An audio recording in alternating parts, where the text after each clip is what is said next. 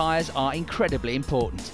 After all, they're the only thing that connect a car to the road, so you'd like to think they're up to the job.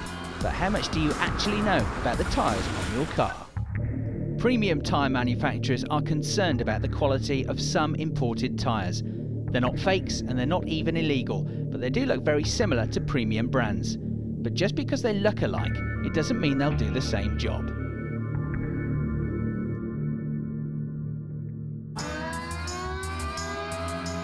At this research facility in the Midlands, Richard Durrance is a continental tyre designer.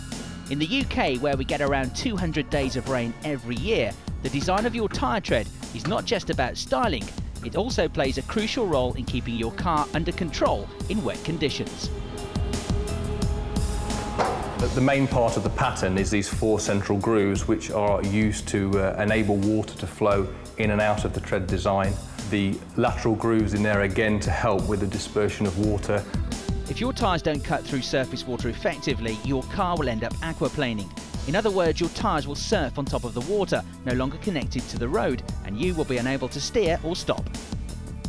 Tread patterns are an important part of a tyre's branding, and recently some of Richard's colleagues found a tyre on the market that outwardly looked very similar to the ones Richard has spent months researching and developing.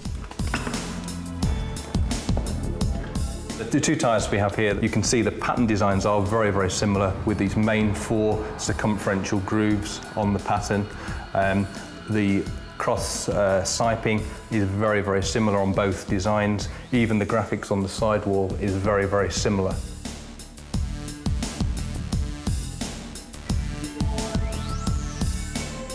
If you were to walk into a tyre dealer and see these 2 tyres side by side, at first glance you may think they are very, very similar.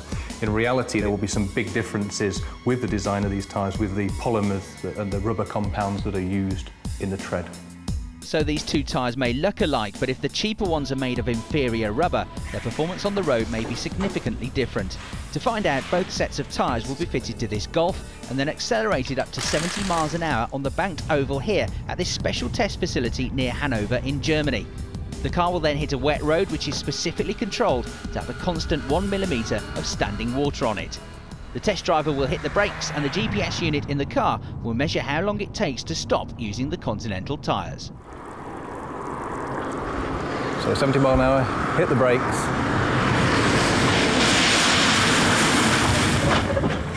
Well, that all looked pretty much under control, but to gain a true picture, the team then repeats the test 7 times so they can average out what the actual stopping distance would be. Then it's back to the garage where the Continental tyres are replaced by the widely available similar-looking budget tyres. Out on the track, Richard is preparing for the second part of the test. So we're positioning these foam blocks in exactly the position at the average value of where the Continental tyre stopped. That's 59.81 metres. Test conditions exactly the same as before, 70 miles an hour, and we'll see exactly what happens. So 70 mile an hour, hit the brakes.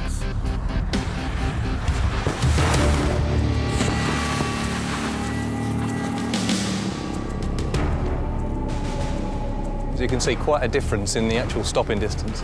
Again, the test is repeated 7 times to gain a true average, but it seems the inferior rubber of the budget tyres is much less effective.